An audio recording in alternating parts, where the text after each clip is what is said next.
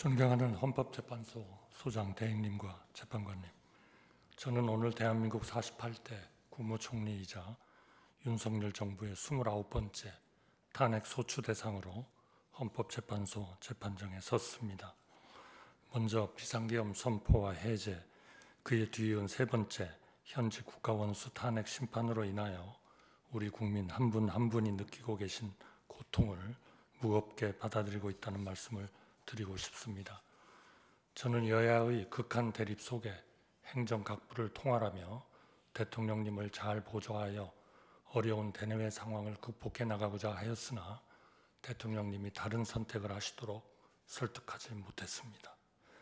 대통령 권한대행으로서 헌법과 법률에 따라 오로지 국민만 바라보며 안정된 국정 운영에 전력을 다하는 것이 마지막 소임이라 생각하였으나 저 또한 탄핵 소추되어 부득이 직무가 정지되었습니다. 어느 누구보다 열심히 살아온 우리 국민들이 이런 어려운 상황을 겪고 계신 것 자체에 대하여 제 일신의 영역을 떠나 진심으로 가슴 아프고 송구스럽게 생각하고 있습니다.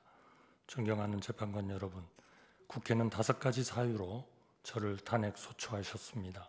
우선 국회는 제가 대통령 권한대행이 되기에 앞서 국무총리로 일할 때 국회가 통과시킨 여러 법안에 대하여 국무회의를 통해 제2요구안을 심의하고 의결한 것이 위헌이고 위법이라고 주장하셨습니다.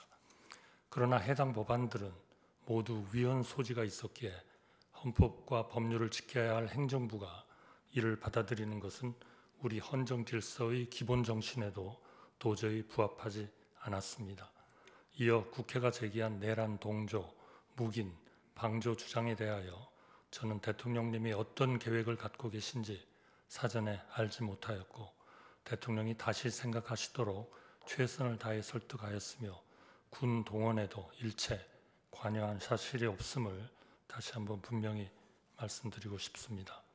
세 번째로 제가 여당 대표와 함께 담화문을 발표한 것은 이번 사태의 여파로 대외 신인도가 흔들리거나 경제가 위축되지 않도록 정부와 여야가 협력하여 안정된 국정 운영에 힘쓰겠다는 뜻을 밝힌 것일 뿐 국회가 주장하시는 것처럼 권력을 찬탈하기 위해서가 전혀 아니었습니다. 또한 국회는 제가 권한대행이 되자마자 상설특검 후보자 추천을 의뢰하지 않은 것이 잘못이라고 하셨습니다만 이는 국회의 요구에 즉시 따르는 쪽이 오히려 우리 헌정 질서를 어지럽히고 국론 분열을 심화시킬 우려가 컸습니다. 특정 성향 야당만으로 특검을 구성할 수 있도록 야당 단독으로 하위 법령을 고친 것을 두고 위헌 논란이 거셌기 때문입니다. 따라서 대통령 권한대행인 저로서는 과연 어떤 결정이 헌법과 법률에 부합하며 국가 전체를 위하여 올바르고 이로운지 여러 의견을 듣고 숙고할 시간이 절실하였습니다.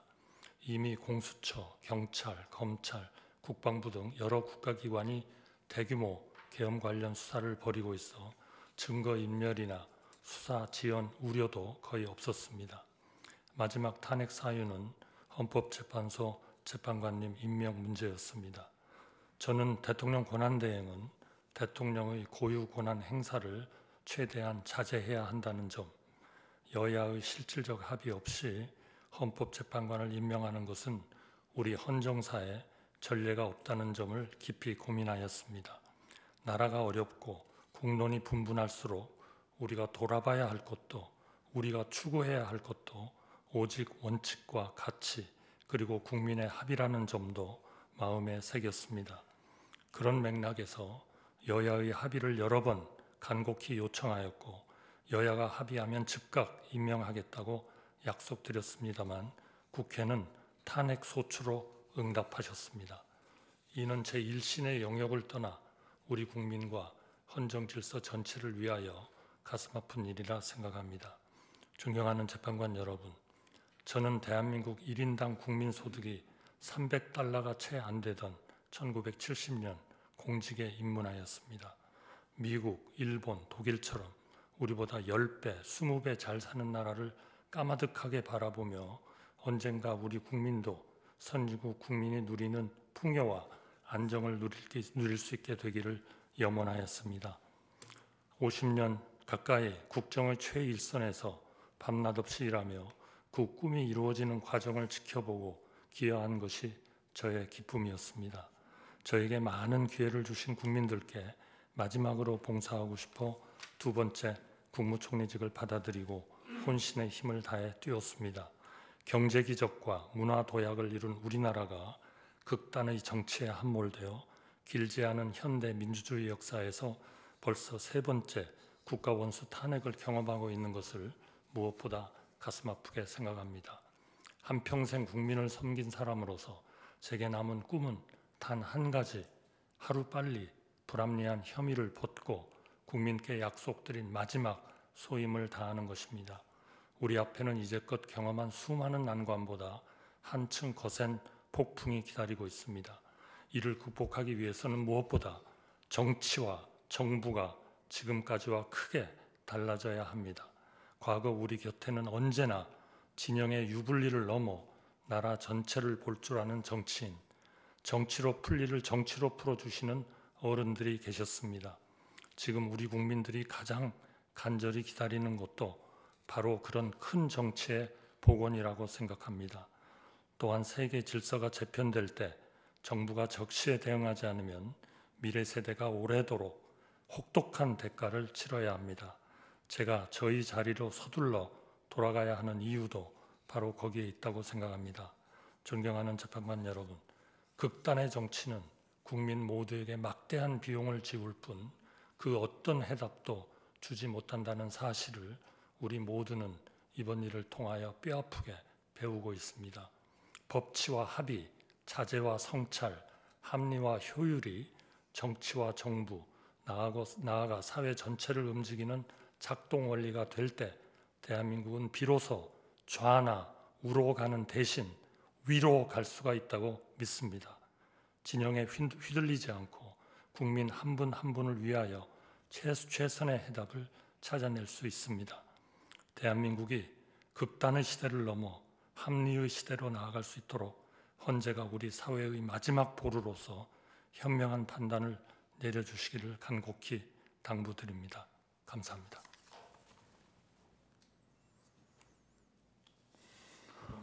네.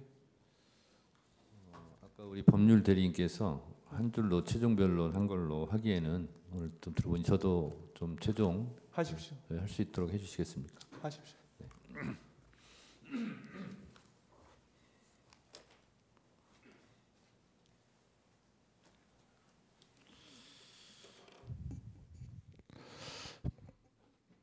비청구인께서는 여야 합의를 강조하시면서 실제로 특검 법안도 그리고 또 헌법재판관 임명도 여야 합의라는 헌법에 존재하지 않는 논리를 대고 있습니다.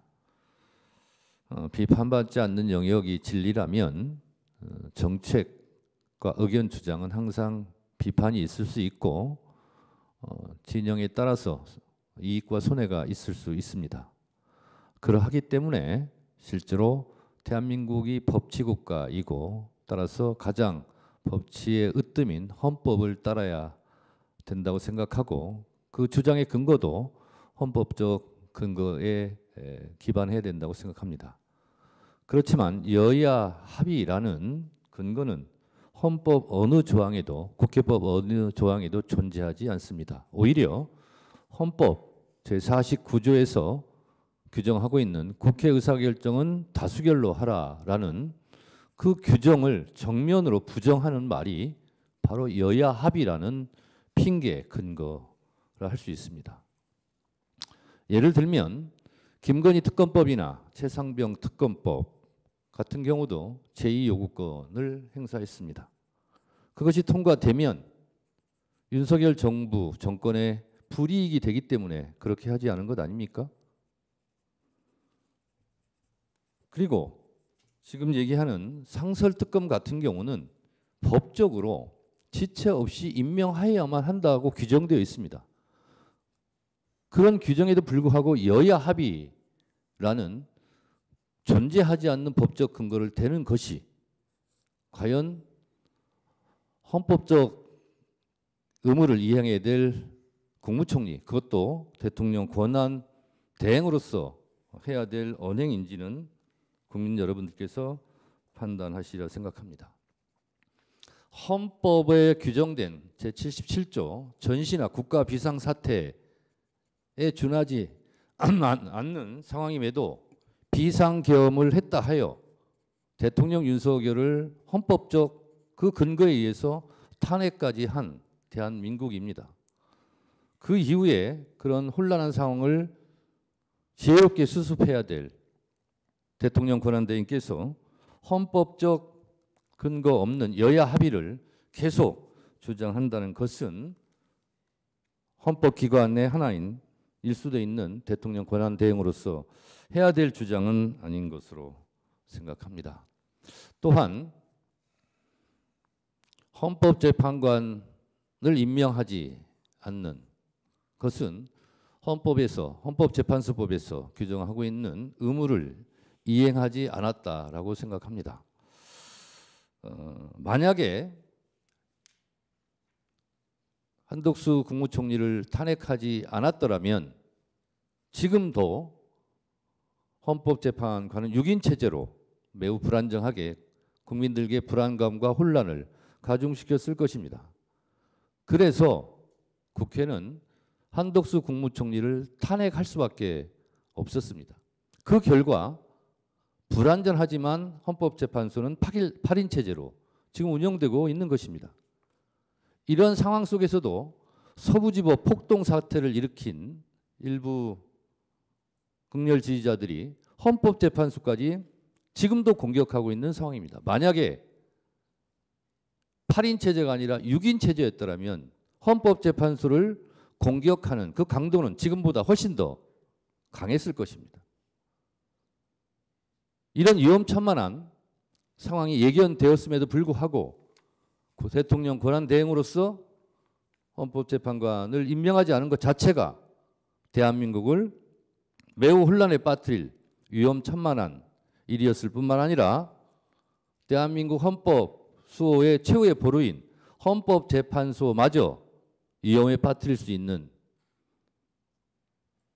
일을 본인 스스로 했다는 반성과 성찰은 오늘 없습니다.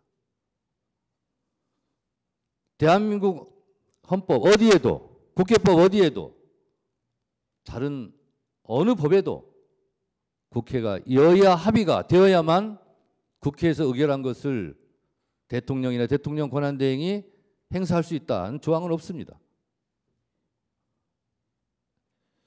이러한 점을 고려하시어